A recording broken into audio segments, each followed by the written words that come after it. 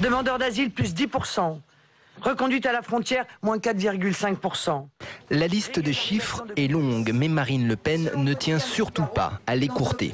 Titre de séjour, plus 13,2%. Dont immigration professionnelle, plus 4,8%. Statistique après statistique, la présidente du FN entend prouver l'échec de la politique d'immigration du gouvernement. On peut sans se tromper affirmer qu'en matière d'immigration régulière, Sarkozy et Jospin empirent. Le FN dit avoir obtenu ces données détaillées grâce à l'aide militante de fonctionnaires, le ministère de l'Immigration n'ayant pas communiqué officiellement sur son bilan de l'année 2010. Un silence du gouvernement qui ravit visiblement Marine Le Pen, trop heureuse de pouvoir surfer seule sur un thème très porteur pour son électorat.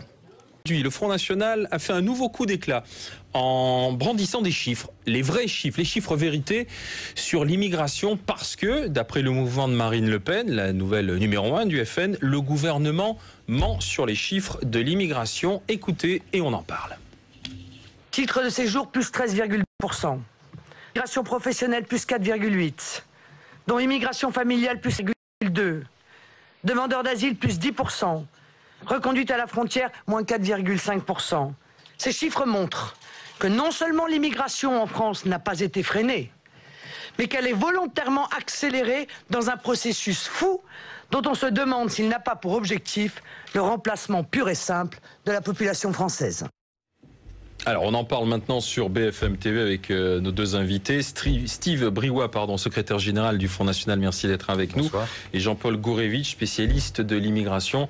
Merci vous aussi d'être sur le plateau de BFM Story. On va chausser les lunettes pour être précis. Aujourd'hui, le Front National dit que ces chiffres sont fournis notamment par des fonctionnaires républicains écœurés et qu'ils sont savamment cachés aux Français. Alors Steve Briouat, qui sont ces fonctionnaires, paraît-il, écœurés et qui vous ont donné les vrais chiffres? Bien, ils sont nombreux et ils veulent participer à notre combat pour dire la vérité aux Français. Je vous rappelle que Nicolas Sarkozy avait été élu en 2007 en voulant, soi-disant, réguler l'immigration et force est de constater qu'aujourd'hui, il n'a absolument pas tenu ses promesses. Au contraire, l'immigration s'est aggravée, c'est de pire en pire. D'accord. Non, mais simplement sur la source. Ce sont des fonctionnaires du ministère de l'Intérieur qui vous ont sorti ces chiffres et vous les ont donnés. Parce que dans l'équipe de Marine Le Pen travaillent des hauts fonctionnaires. Que ça déplaise au nom de M. Sarkozy, c'est comme ça. Du ministère de l'Intérieur et de l'Immigration, voilà. Qui vous en donne ces chiffres. Mais je regardais ces chiffres que rappelait Marine Le Pen il y a un instant. Quand on regarde septembre 2010 et ceux donnés à l'époque par Éric Besson, on est sensiblement sur le même nombre de titres de séjour, de naturalisation, il me semble, non? Non. Souvenez-vous, lors du débat de Marine Le Pen contre Éric Besson avait menti aux Français, avait dit il y a eu 6 000 naturalisations, alors que forcément, on est au-delà, nous sommes dans plutôt autour des 25 000, 30 000. Donc alors là, 198 000 titres de séjour, 13% de plus qu'en 2009. L'immigration professionnelle qui est quasiment à 5% de plus. L'immigration familiale à 7,5%. Le nombre de naturalisations aussi qui est quasiment à 8%. Jean-Paul Gourevitch, j'avais écrit l'immigration, ça coûte ou ça rapporte aux éditions Larousse. Que pensez-vous des chiffres et du coup d'éclat de Marine Le Pen alors? Alors, je ne suis pas là pour défendre la politique du gouvernement. Non, mais pour rétablir la réalité des chiffres. Voilà. Et c'est pas tellement sur les chiffres que j'aurai une contestation. Parce qu'en fait, les chiffres qui ont été donnés par Marine Le Pen, comme vous l'avez dit d'ailleurs vous-même, ne sont pas tellement différents des projections qui avaient été faites au mois de septembre et au mois de novembre. Où je suis en désaccord profond, c'est sur le premier chiffre donné. On donne un chiffre en disant il y a 198 000 titres de séjour. Ça, c'est le chiffre des entrées. Mais comme on ne donne pas le chiffre des sorties, on ne peut pas donner le solde migratoire. Ce qui est important, ce n'est pas les entrées, c'est le solde migratoire. Il n'y en a pas de chiffre sur les sorties, dit M. Justement. Et c'est bien pour cela qu'il faut faire très attention de ne pas laisser croire aux Français qu'il y a 200 000 immigrés qui viennent chaque année. Vous faites de la manip. Mais Pas du tout. Il y a chaque année 200 000 étrangers qui viennent en France de manière légale, plus les clandestins, plus ceux qu'on régularise, plus ceux qu'on n'expulse pas. Donc en France, il y a l'équivalent d'une ville comme Lille qui vient en plus s'ajouter à la population française. Donc on ne peut plus accueillir sur notre territoire toute la misère du monde. Et si on ne fait rien, eh bien ce qui se passe dans les pays arabes aura des conséquences dramatiques parce que vous aurez des vagues migratoires importantes. Et où vont aller ces populations?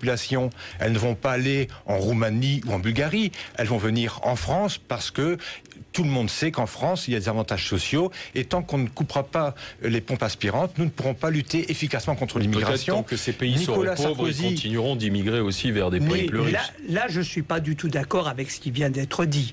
Le solde migratoire, il est aux alentours de 125 000 pour l'immigration légale. Et le solde migratoire des migrations irrégulières, il est pour l'instant étal, c'est-à-dire aux alentours de zéro. Il n'y a pas d'augmentation. Il y a une petite augmentation, et ça c'est vrai, par rapport à l'année dernière au niveau des entrées. Et au niveau du solde migratoire, on peut dire que l'augmentation est d'environ 5%.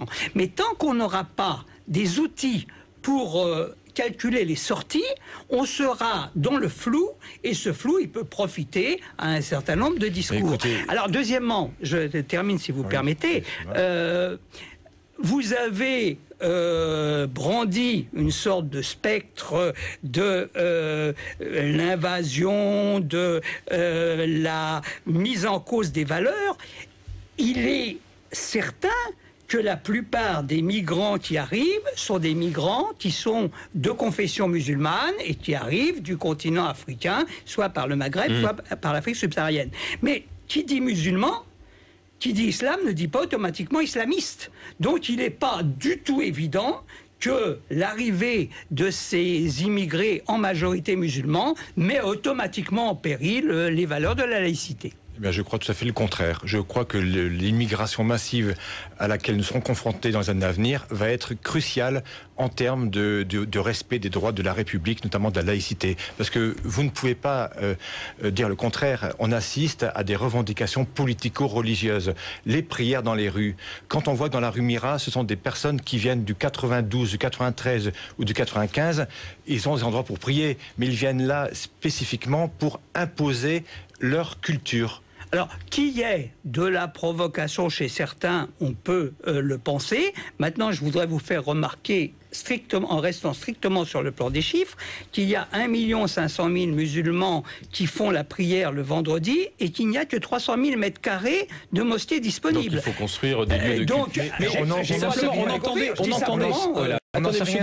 Briouat, parce qu'on entendait Marine Le Pen dire aujourd'hui, ça nous coûte l'immigration, on n'a plus les moyens. Alors, puisque votre livre, c'est ça coûte ou ça rapporte, cette immigration, elle coûte ou elle rapporte? Alors, elle coûte et elle rapporte. C'est pour ça la que balance est en alors la balance, elle est négative sur le plan des dépenses-recettes, puisque c'est 30,4 milliards d'euros. Bien sûr, ce sont des chiffres approximatifs. On est dans une jungle. On essaye de défricher une jungle. C'est 30,4 milliards d'euros de déficit. Et la balance investissement-rentabilité est à peu près équilibrée, ce qui fait que ça ne diminue pas et ça n'augmente pas le déficit de l'immigration. Ce qui est vraiment incohérent dans ce pays, c'est qu'on ne peut même plus savoir, on est incapable de connaître le nombre de Français, le nombre d'immigrés et le nombre d'immigrés clandestins, puisque toutes les statistiques sont faussées. Je fais référence au recensement. Les clandestins, par définition, c'est difficile d'avoir un chiffre, parce qu'ils ne vont pas venir dire « je suis clandestin, vous pouvez me recenser ». Voilà, on ne peut pas chiffrer, donc on estime qu'ils sont environ entre 500 000 et 1 million, mais... Oui, la fourchette, on est du simple au double. En revanche, M. Gourevitch, dans ses rapports, il nous fait état de 40 milliards d'euros. L'immigration, selon M. Gourevitch, coûte 40 milliards d'euros par an aux Français, aux contribuables français. 40 milliards d'euros, c'est l'équivalent du budget de 1000 communes comme la mienne d'Hénin-Beaumont, où je suis élu, une ville de 26 000 habitants. Voyez-vous un peu le rapport de force? En même temps, ces immigrés, ils consomment aussi. Bien sûr. Ils produisent. Là, c'est le déficit. C'est le déficit. C'est quand on fait la balance entre positifs et négatifs, l'immigration coûte 40 milliards d'euros chaque année aux contribuables français. C'est votre chiffre. C'est le vôtre. Non, pas du tout. Il faudrait d'abord me lire avant de citer des chiffres qui sont inexacts. Le chiffre que j'ai donné, et il y a un ouvrage et il y a 3 numéros, c'est 30,4 milliards. Bon, mettons-nous d'accord sur les chiffres. Je crois que ça sera beaucoup plus. C'est rétabli. Marine Le Pen parle. Attendez, parce que Marine Le Pen parle d'un processus fou. Ce sont ses propres termes. En ce qui concerne l'immigration, est-ce que c'est un processus qui s'est emballé ou pas, M. Gourevitch ? Non. Ce processus, il est en augmentation régulière et continue depuis une dizaine d'années. En fait, on peut faire une courbe progressive du nombre des immigrés venant en France et on s'aperçoit qu'aujourd'hui nous sommes à un peu plus de 7 millions de personnes d'origine étrangère en France, alors qu'on était... C'est le chiffre officiel aujourd'hui. C'est le chiffre qu'on a à peu près pu reconstituer et qui n'est pas très différent de celui de mes autres collègues experts. Donc c'est-à-dire 9% de la population entre française. 9 et 11%, avec un point sur lequel M. Briouat a d'ailleurs raison, c'est que le nombre d'enfants de moins de 18 ans qui sont d'origine étrangère est plus important que le nombre d'adultes, puisqu'il se situe aux alentours de 14%. M. Gourevitch parle d'une courbe régulière. Mais c'est une courbe régulière, mais aussi cumulée. Courbe régulière, ça ne veut pas dire processus fou, comme le dit le Front National. Oui, mais le solde est toujours négatif en termes d'immigration. Il n'y a pas 200 000 retours au pays par an. Il y en a 0. Donc il y a un cumul qui est déficitaire pour nous en termes de population. Et les chiffres qu'avance M. Gourevitch, je suis désolé de vous le dire, M. Gourevitch, mais vous avez 30 ans de retard sur le Front National. Le rapport Miloz qui avait été fait en 90, ça fait 20 ans ou 30 ans que le Front National ne cesse de dire que l'immigration coûte des milliards d'euros. La réponse sur les 30 ans de retard, et puis on tire le rideau. J'ai analysé le rapport Miloz, qui a 30 ans de retard justement sur le travail que nous sommes en train de faire. Le rapport Miloz et vous avez raison de le dire, le premier rapport qui a été établi sur l'immigration. Maintenant, le rapport Miloz considère qu'à chaque fois qu'il y a un immigré, ça fait un chômeur de français en plus. Ça, c'est une position idéologique, c'est pas une position statistique. Merci, messieurs, d'avoir été avec nous pour évoquer donc ces chiffres sur l'immigration donnés par le Front National et puis sur l'immigration, le livre